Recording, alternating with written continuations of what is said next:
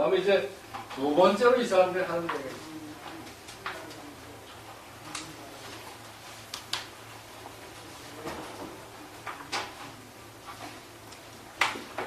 그래서 참 좋은데 이렇게 좋은 통일의 기회가 빨리 오고 있다. 빨리 오고 있는데 좋겠다고 하는 건 빨리 통일이 좋겠다는 건 통일의 기회가 지금 굉장히 빨리 다가오고 있는데 그런데 너희 나라 통일 못하겠다.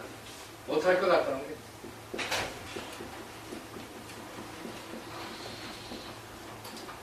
이게 보통 외국에서 한번더 전문가들이 보는 시간입니다. 참 좋은 기회인데 니들이 아무래도 못할 거야. 기회는 다가오는데 못할 거야. 이게 무슨 소리냐?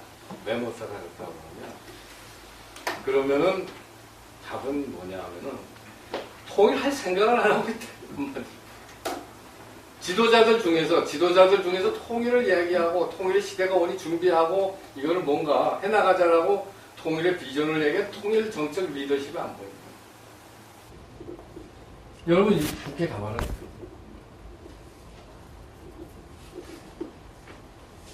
가끔 그래도 그동안 통일 얘기했던 게 내가 볼 김문수 지사, 이인재 의원, 정몽준 의원 정도가 가끔 통일이나 핵 문제를 얘기를 해요. 근데 대부분의 국회의원들이 참 얘기를 하지 않습니다. 통일에 대해서. 그러니까 정치 지도자들이 통일을 얘기하지 않고 두 번째는 국민들도 통일을 얘기하지 않더라. 제가 말이죠. 90년대 중반에 정부에서 일한 적이 있는데 청와대에서 일할 때 그때 보통 80% 나왔습니다. 통일 원하는 여론조사적으로 80%가 통일해야 된다고 생각이고 60%는 부담이 돼도 해야 한다고 그랬어요. 부담이 돼도. 근데 지금 어떻게 나오는지 아세요? 통일해야 되겠다는 게 25% 정도 나옵니다. 그리고 부담이 안 되면 해도 좋다. 이게 한 45% 나옵니다. 좋긴 좋은데 부담이 안 됐으면 좋겠다. 그리고 한 30%는 안 했으면 좋겠다. 이게 평균입니다. 그리고 젊은 층으로 가면 더 많아집니다. 부정적인 견해가. 그러면은 이게 90년대 얘기고 이게 2010년 초인데 이 통계의 변화가 그동안에 내가 볼 때 한국의 정치 지도자들의 죄가 크다고 생각하고 한국의 학자들의 죄도 큽니다. 근데 여하튼 그걸 지금 논하는 게 아니라 이런 변화는 우리만 보는 게 아니라 미국과 중국의 한반도 정책과 한반도 전문가들이 다 보고 있어요. 이거 아무래도 통일할 생각이 없고 능력이 없다 이렇게 봅니다.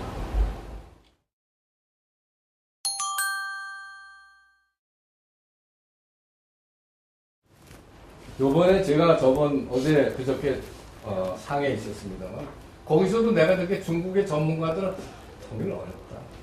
우리가 중국이 반대해서 어려운 게 아니라 당신들이 안 하려고 그래서 통일 지도자가 없어서 어렵다 이렇게 얘기해요. 그럼 뭐라고 그러는지 아세요? 그 사람들이 어디까지 아니 너희들이 왜 와서 중국이 반대한다고 그러냐 말이야. 통일 너희들 문제 가겠다고 나서야 되는데 중국 가서 와서 통일을 해도 됩니까 하는 식으로 물어보고 말이야.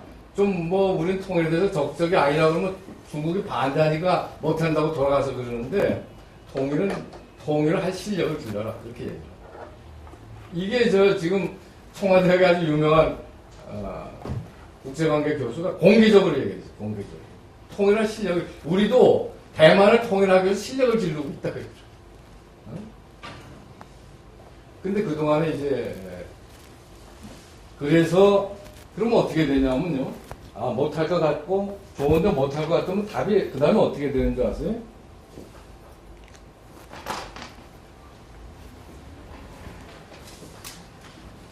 그러면 이제 어떻게 되냐면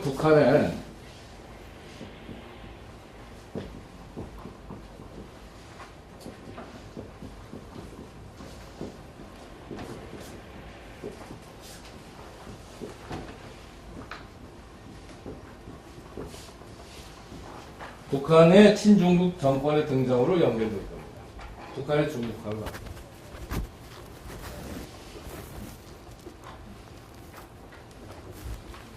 북한이 중국의 영향권 안으로 들어가야 돼요. 그래서 북한이 직접적으로 친중 정권을 세우든지 간접적인 통치를 하든지 간에 여하튼 중국, 지금보다 훨씬 직접적으로 중국의 영향권 안에 들어가는 소위 북한의 중국화가 일어난다.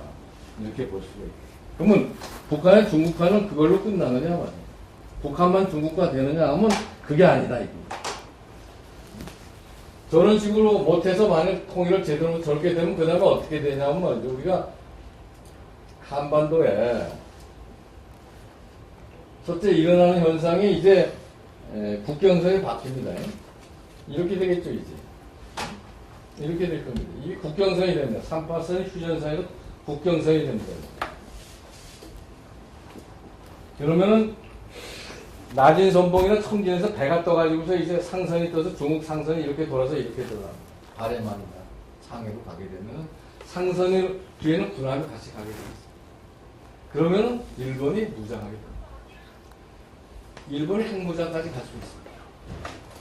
내가 일본의 지도자라고 해도 당연히 그럴 것이고 지금 일본이 예를 들어서 무장한다 하는 얘기를 하게 되는 굉장히 중요한 거는 중국은 우길승천하는데 북한은 어려워지니 북한이 중국의 영향권 안으로 갈 것 같으니까 결국은 자기들도 그것에 대해서 무장해야 되겠다고 하지 않을 수가 없습니다. 내가 일본의 지도자라고 해도 무장 문제를 심하게 생각을 하지 않을 수 없습니다. 그건 저희 국민의 생명과 재산에 관한 문제입니다.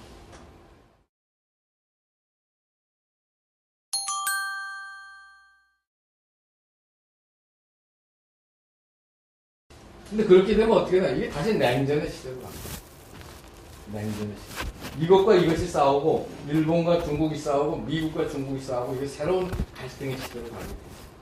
그럼 그거를 끝나느냐, 이제. 이 부분이 문제입니다. 이게 중국의 이제 내해 비슷하게 돼가지고, 중국이 태평양 세력이 되려고 합니다. 중국이. 21세기 세계 강대국이 되려면 바다를 지배하지 않으면 안 됩니다. 바다를 통해서 온갖 자원이 이동하게 됩니다. 바다의 질서를 잡는 자가 손을 잡게 되는 시대라서 지금 태평양 가지고서 이제 태평양을 계속 진출하려고 그래요. 이게 태평양을 진출하는 아주 좋은 교두보죠. 그럼 이 안에서 어떻게 되겠느냐? 친중파고 친미파가 아마 북쪽 겁니다. 촛불 시켜가지고. 이렇게 되면은 이것이 얼마나 자기 중심을 잡을 거냐. 그러지 않아서 지금 요즘 뭐 엄청난 내부 혼란과 분열이 심한 대한민국 사회에서 이렇게 되면 아마 더 상황이 악화되고 일본 아이들은 얘네들 이 나라가 결국 중장기적으로 중국의 영향권 안에 가려고 보고 있습니다. 그래서 얼마 전까지만 해도요 일본에서 학자들이 연구할 때 동아시아 공동체, 동북아 공동체를 많이 얘기했어요. 이제 일본하고 이제 중국하고 여기다가 뭔가 새로운 공동체를 만들어야 되지 않겠다 하는 얘기를 하다가 중국이 과연 책임 있는 파트너가 될 수 있겠느냐? 어렵다. 한국이 우리 편이 될 수 있느냐? 어렵다. 그래서 여기를 지금 떠나고 있습니다. 일본. 그래서 더 미국 쪽으로 가고 있습니다. 그래서 동아시아 공동체 연구를 요즘 안 하고 아시아 태평양 공동체 연구를 합니다. 그래서 미국과 더 가까이 하면서 호주라든가 뭐 인도라든가 이런 쪽으로 연결하려고 하는 생각을 한국 그러면서 뭐라고 그러냐 역사를 보면은 아시아에서 중국과 항상 맞먹으려고 했던 나라는 일본이고 작은 나라지만 중국한테 항상 덤비고 지지 않으려고 했던 나라가 하나 있는데 그건 어디냐 그건 베트남이고 작은 나라인데 대충 봐서 중국에 하고 싸우기도 하지만 자주 가서 그냥 옆에 서서 붙었던 나라가 조선이다 이렇게 보고 있어요. 그래서 요번에 박근혜 대통령이 중국에 가서 환대를 받은 것도 일본적 시각에서 좀 다르게 보고 있어요. 이렇게 돼서 만약 남한까지도 북한의 중국화를 끝나지 않고 남한까지도 중장기적으로 중국의 영향력 하에 간다고 그러면은 그럼 뭐가 되는지 아세요?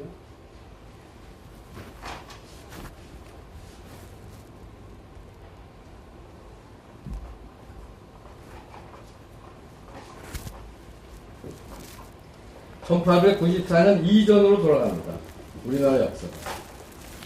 1894년에 청일전쟁이 있었습니다. 그렇죠. 우리가 고구려가 망하고 1894년까지 사실은 중국의 변방이었습니다. 한반도가. 그래서 중국이 자기들 문제를 꼭 바꾸면은 우리가 상대적으로 평안했고, 자기들 안에 거대한 중앙집권적인 권력이 등장하면 그 다음에 그 사람들이 쓰는 말이 변방 경영이라는 말을 쓰면서 항상 한반도가 힘들었고 심한 경우에 전쟁이 났습니다. 그런데 1893년에 일본하고 중국하고 싸워서 일본이 이겼습니다. 이때부터 우리가 중국의 영향권으로부터 벗어났습니다. 그래서 사실 한 100여 년간 중국의 영향권에서 벗어나서 살았습니다. 그 사이에 우리가 일제 36년에 어려움도 있었지만 그 이후에 우리가 산업화도 하고 민주화도 하고 하면서 사실은 이제 선진국 문턱에 있는 나라가 그 사이 이루어진 겁니다. 지난 100년간. 근데 다시 이런 식으로 역사가 돌아가면 이제 이전으로 돌아갑니다. 새로운 변방으로.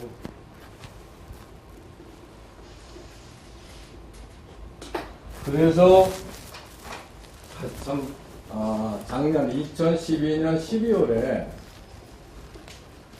미국의 상원에 스태프가 있습니다. 상원에서 전문위원들이 낸 보고서에 어떤 보고서가 있었냐면 북한이 망하면, 북한을 붕괴하면은 남한에 의한 흡수 통일이 되는 것이 아니라 중국의 변방 속국이 등장한다고 했습니다. 그건 가능성이 높다고 하는 연구 보고서가 있습니다. 바깥의 시각들이 그런 것이 많습니다.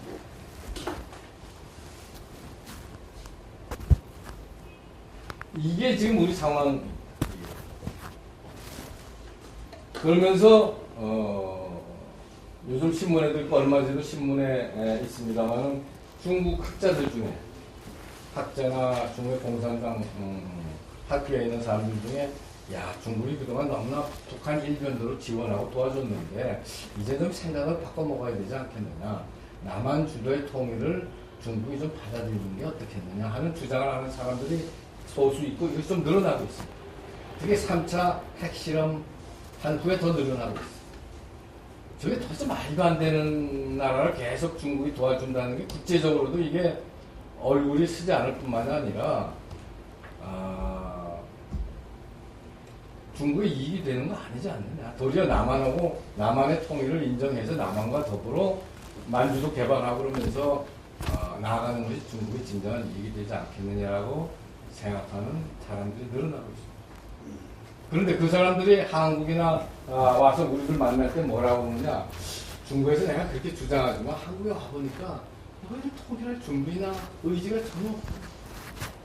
그러니까 통일 못할 것 같다. 그러니까 야, 이거 받는 게 어떻게 되냐, 이런 얘기를 하고 있다. 그럼 이건 누구 책임이냐? 그래서 지금 한반도가 굉장히 제가 보기에는 이제 큰 그 이제 기로에 있다 이렇게 볼 수가 있습니다. 그래서 통일의 문제는 단순히 통일 문제만이 아니라 우리 민족의 하나가 된 통일이지만 아까 얘기한 전 세계 고민하고 있는 저성장 양극화 구조를 극복하는 문제가 될 수 있습니다. 민생의 문제가 될 수 있고, 국민을 살리는 문제가 될 수 있고, 우리 민족과 국민을 다 살리는 그런 큰 과제인 통일의 문제를 우리가 정말 정확하게 이해하고 공부해 나가지 않으면 안 되고 대책에 강구하지만 안 된다. 왜 여기까지 왔느냐? 무엇이 문제고 앞으로 어떻게 하면 이걸 돌파해 나갈 수 있느냐를 우리가 같이 생각하기 위해서 이 자리에 모였다. 이제 이렇게 말씀드릴 수가 있겠습니다.